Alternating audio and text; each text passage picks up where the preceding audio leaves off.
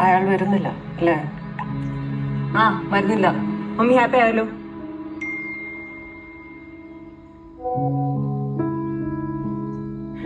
Sorry papa, I think he guessed it.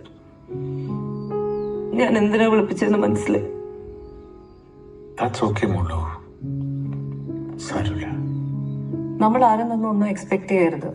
നിന്റെ ജനറേഷന് committed ആവാൻ ഒരു മടിയുണ്ട്. ഇറ്റ്സ് ക്വൈറ്റ് നാച്ചുറൽ മോളോ.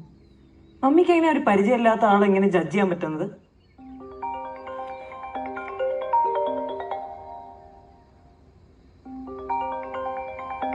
അപ്പൊ ഐ തിങ്ക് ഈസ് കൺഫ്യൂസ്ഡ്. ഞാനൊന്ന് സംസാരിച്ചാൽ ശരിയായിരിക്കും.